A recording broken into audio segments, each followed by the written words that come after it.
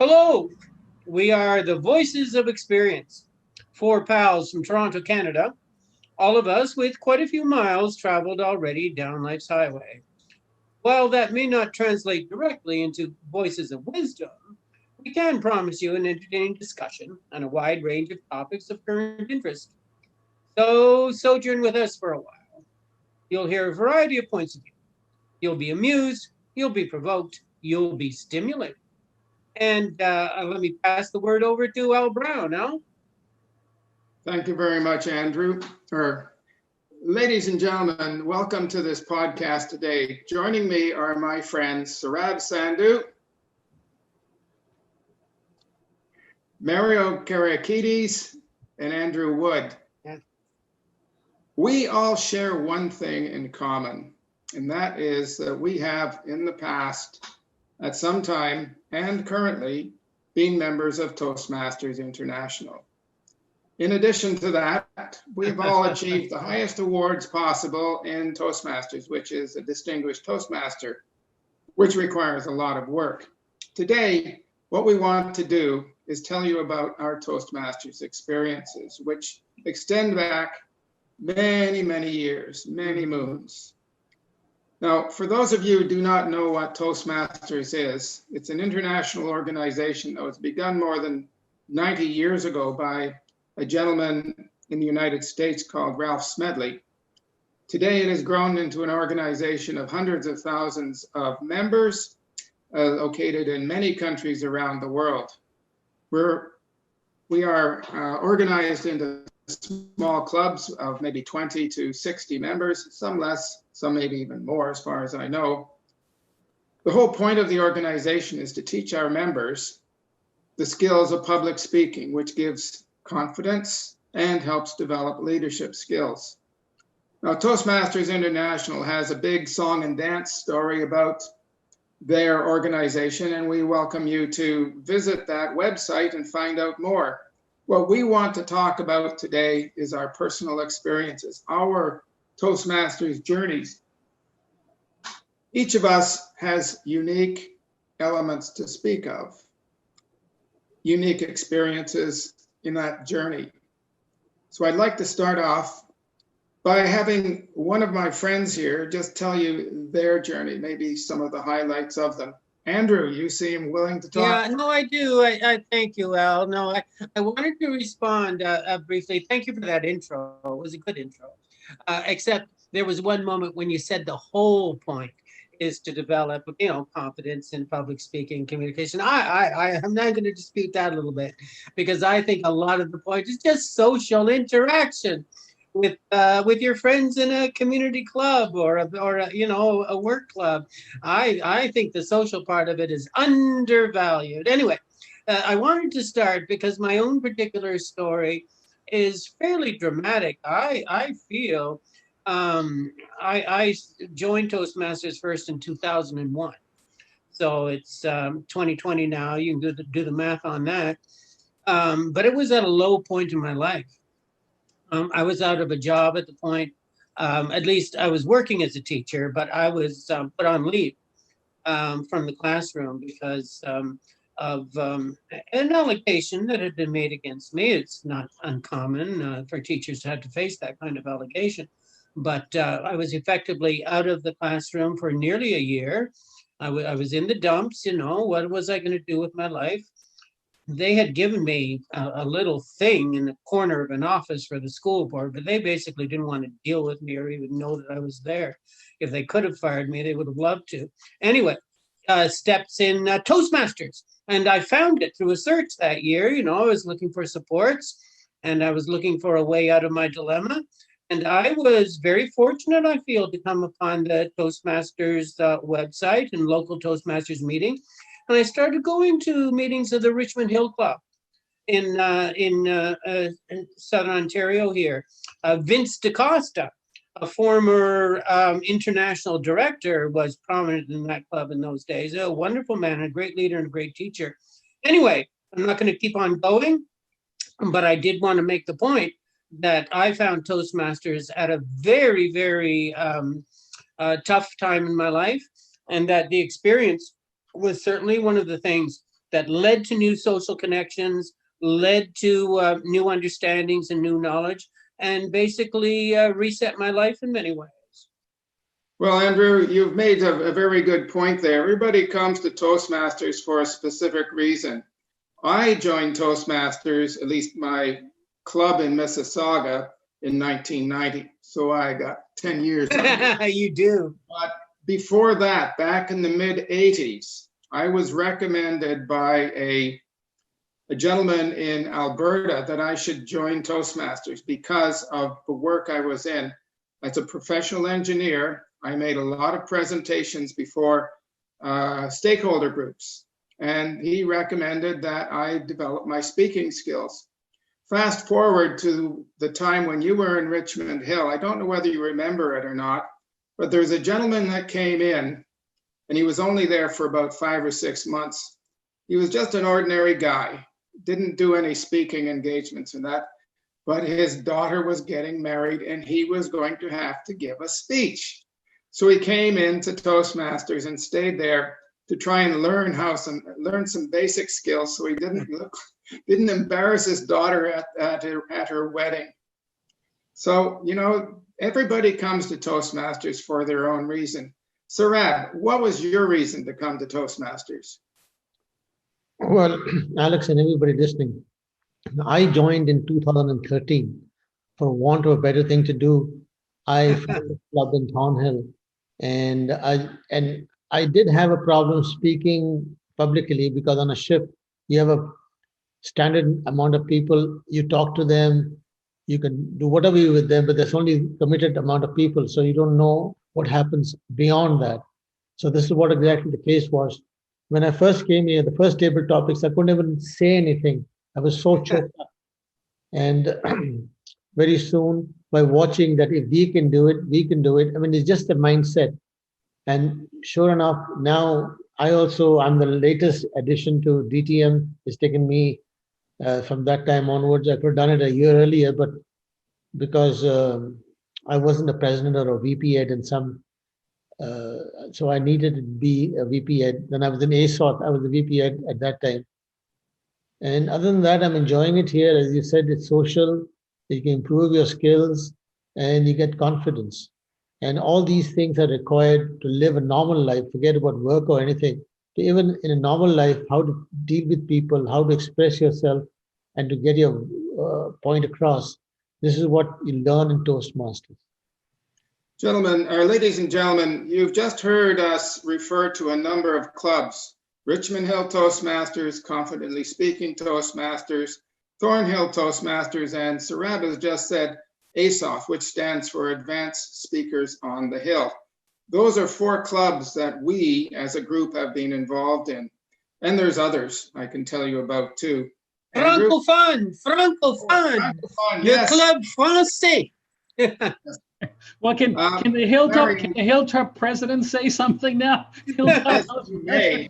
Okay. Well, let me tell you my story. I actually joined for one particular reason, and Al Brown brought it up at the very beginning when he was talking about in his introduction, which was the song and dance. Somebody told me that I could go to Toastmasters and do jazz hands, and So what little did I know that the person mixed up things, and he told me Toastmasters when he actually meant Juilliard. So anyway, I decided to go to Toastmasters and stay in Toastmasters. This was in the United States, and quite honestly, the truth be told, I was transitioning from working in the aerospace industry as a sales and marketing director, and I was going to start my own business developing the interior customization of Orthodox churches all over North America.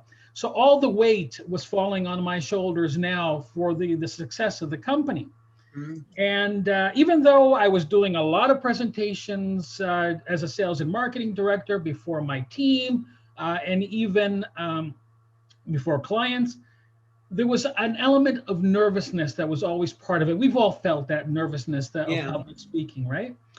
And it was not debilitating on the platform. So when I was standing in front of a boardroom or in front of people, it wasn't causing me issues. It was causing me issues prior to it. The anxiety, the moments before, the hours before, the days before, I was really, really nervous.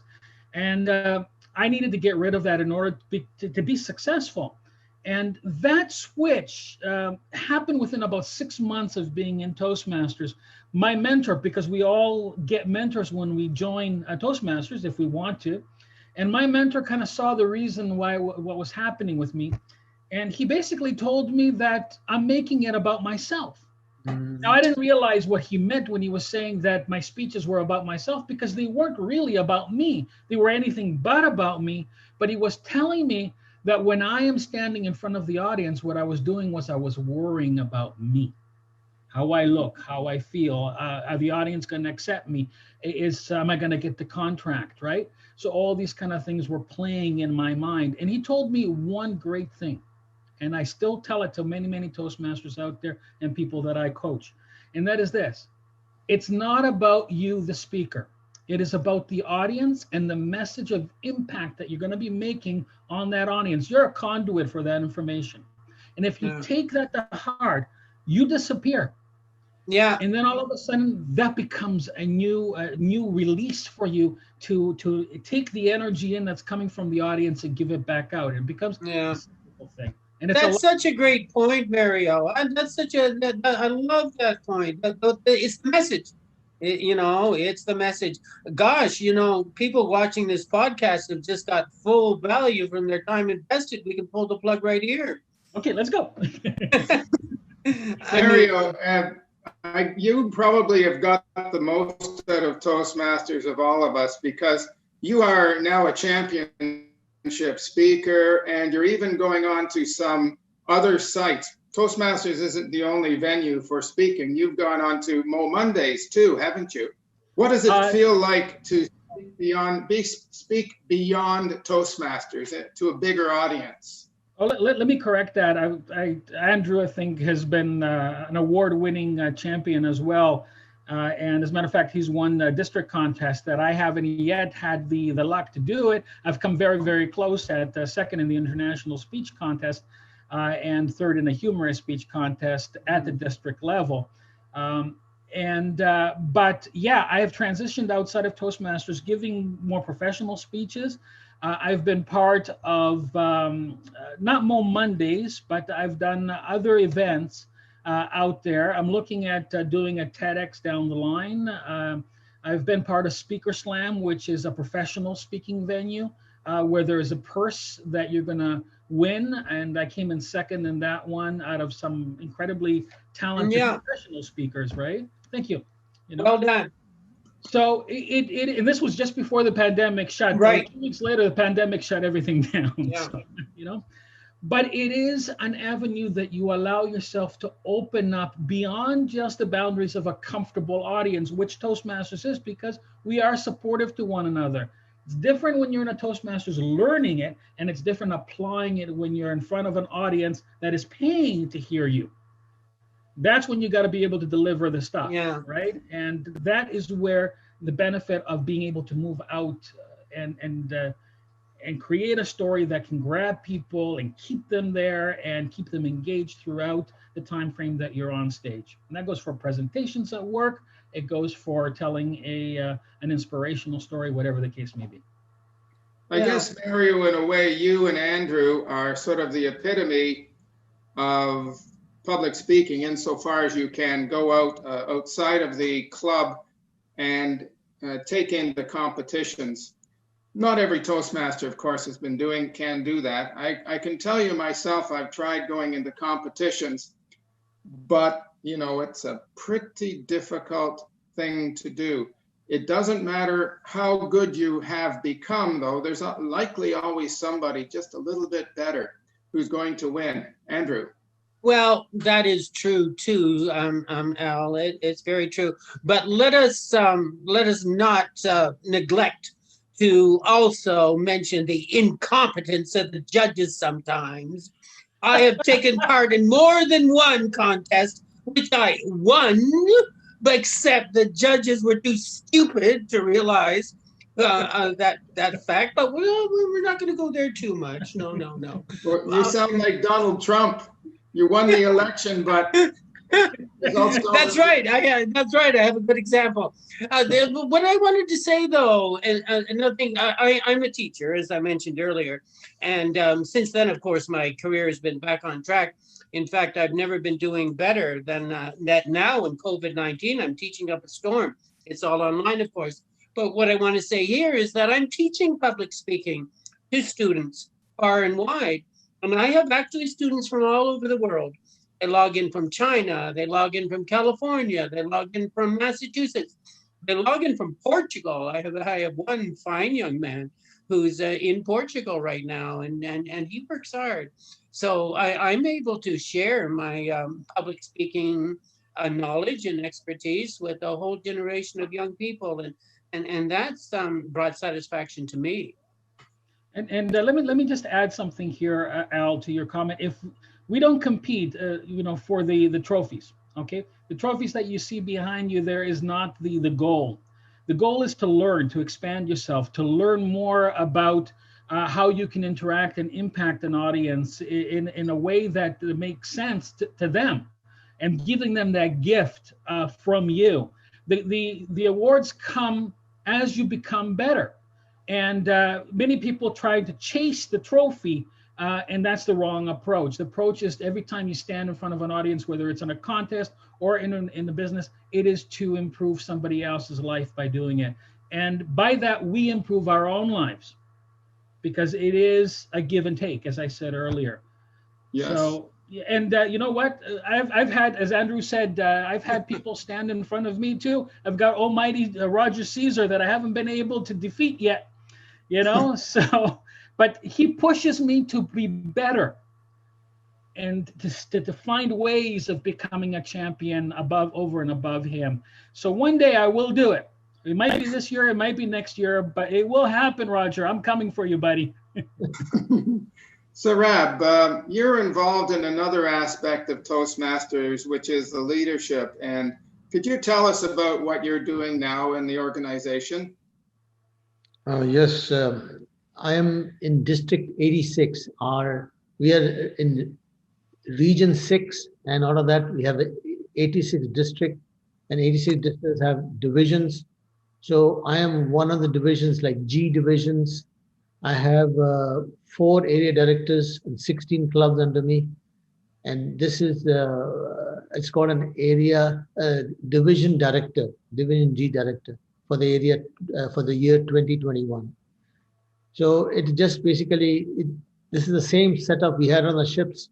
We had a shipping company, then you had all the ships had captains, and each 4 or 5 ships will be under one port captain ashore. He'll have about 4 or 5 such arrangements. So this is the same formula which is being applied here in the leadership.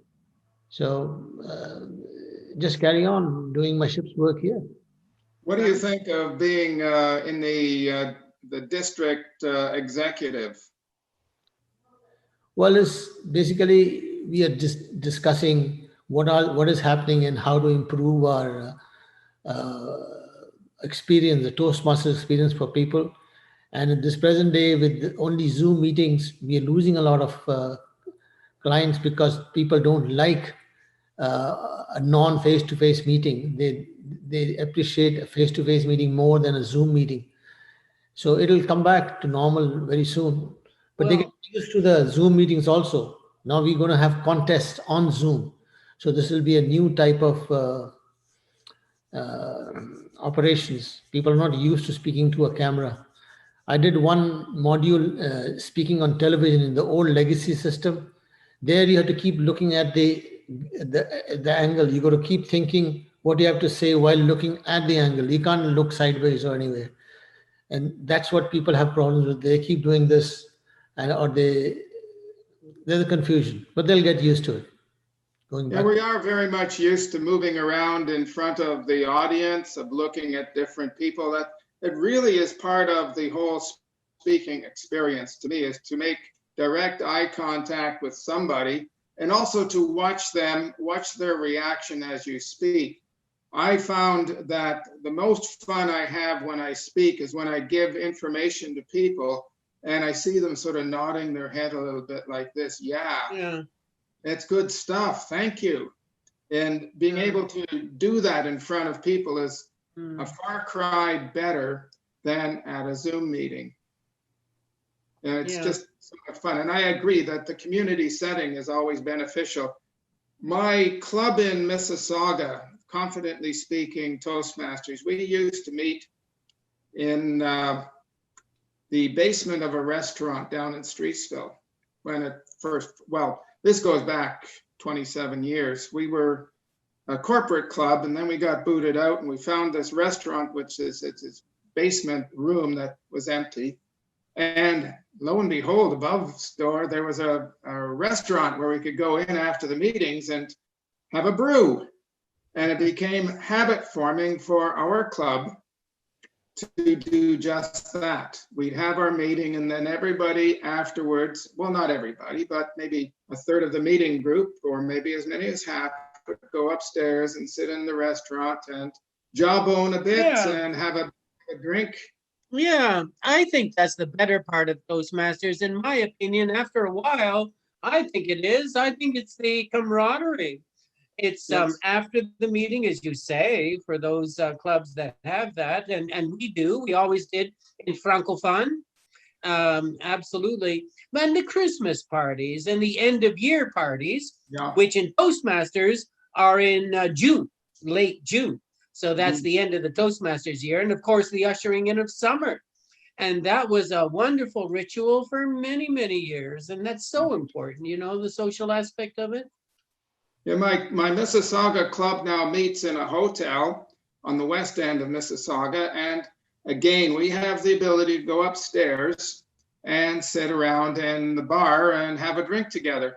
It's a fashion, it's something that goes out in and out of fashion. Right now, we're not doing it very much, but I imagine after the pandemic is over, everybody's going to want to get together, sit around and talk about life as it was and about the future of activities. But I remember, Andrew, after Club Francophone and also Advanced Speakers on the Hill, we go down to places like Archibald's or the other restaurants for some refreshments.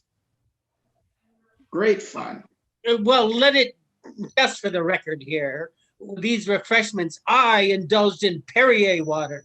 Other people indulge in more stronger stuff, but I wouldn't know about that. Adult beverages, I think it's called. That's Roger Caesar's words, Mario. Mm-hmm. Hello. Mario, do you have any similar experiences to relate to the audience? I'm not sure that Mario isn't frozen there, Al. I think he's frozen up right now. Wow. It's unfortunate. Yeah. This, ladies and gentlemen, is one of the problems with having Zoom meetings. You're frozen. How can you speak to public like that when you're frozen out? But you know, in Toastmasters, one of the things we do learn is to be adaptable. Because even if you look on the television shows and the media reports, you often find little glitches like this. Oops, we've lost Mario. I'm sure he'll be back. He'll be back. You know, that's a serious problem. Sarab, can you relate to us some of your Toastmasters experiences that remain strong in your mind? What I feel regarding the Toastmaster experience is very similar. It started off on the ship. On the ship, I used to avoid selling liquor because the bond was mine. So they had to buy the booze for me. I used to avoid giving them for cabin drinking. It had to be done in one place, which was the officers' club, where they would come and order a beer. So at least you're drinking with people you know, rather than quietly drinking at home or in your cabin. So that's a good thought. This is always the same thing when we are you're breaking bread with people and you're talking to people. You're getting to know more about them. You can get your message across. You can have a better experience. So the Toastmasters is very much like my ship's bridge. You know, I mean, not a bridge, like the rec room. Yeah. So we have lost Mario. Well, Well, for Yes. the time being, gosh, well, the vagaries of the Wi-Fi, of course. I think what we ought to do is try to wrap this up a little bit, Al. Yeah. Um, for me, I must say that Toastmasters has been probably the most significant social aspect of my life for the past many years. I have not recently been taking part in it because of the various factors, pandemic and work schedule against it. But I do look forward to a day when I can rejoin the organization and forge some new memories because it's a wonderfully positive thing, both in terms of self-improvement and in terms of just finding a social group that's compatible. I spend a lot of time with Toastmasters too, but I try and ration it because Toastmasters to me is just it's just a doorway to something greater. When Toastmasters was originally established many years ago, the intent of it was to teach people public speaking skills so that they could be leaders within communities. In fact, even up to about 25 years ago, the Toastmasters experiences forced you to go out of the organization and become leaders within community groups, Right. like the Right. Lion, Kinsmen's or such. The program today has shifted a little, maybe it'll go back in future, but the point of the matter is that you're learning skills that you will use in other settings. There's no point in learning these skills if we don't take them out and and use them in the bigger world. So, gentlemen, Sarab, do you have any final? There's Mario. Mario, you're back. I'm back, guys, and my apologies. I heard Sarah say that now it's on Zoom and everything is very difficult, and Zoom gods got me and knocked me out. So. Yes, they did. Hey, Mario, we're trying to sum up right now. Do you have any final comments on Toastmasters for us? Well, let me tell you this. One of the greatest things that Toastmasters can teach you is not only leadership and communication skills, but it allows you to have a confidence in the fact that you know how to lead people, not through a coercive way or being the boss, right? It allows you to lead them through lighting the fire in their souls, in their hearts about a project that you're doing. The power comes there. Imagine going to somebody in an interview and telling them, I lead people not because they have to follow my authoritarian or my positional authority over them, but because they want to be part of a growth experience that I'm offering. Toastmasters does that because we're a volunteer environment where nobody really has to do anything for us, but if they feel inspired, that's when miracles happen. So I encourage people to become part of Toastmasters and learn that skill, because that's where change leaders really come from. So, Rab, your final comments? Well, all I'm saying is this is going to stay. Toastmasters is going to be there forever, and take advantage of that because it is a good institution to be part of. Uh-oh. Because you meet so many people and you learn so many things, and all for the better. Andrew, your final comments? Well, if there's people who have hung in with us this far and you are not familiar with Toastmasters, toastmasters.org on the internet, you know what? You could do far worse than checking it out. And it could even be the start of a whole new direction in your life. And it has been for countless thousands of people. So clearly, we couldn't recommend it more highly. Yep. Ladies and gentlemen, thank you for joining us today on this podcast. And we say goodbye now. Have a good day and stay safe. Peace, everybody. Bye-bye. Bye-bye.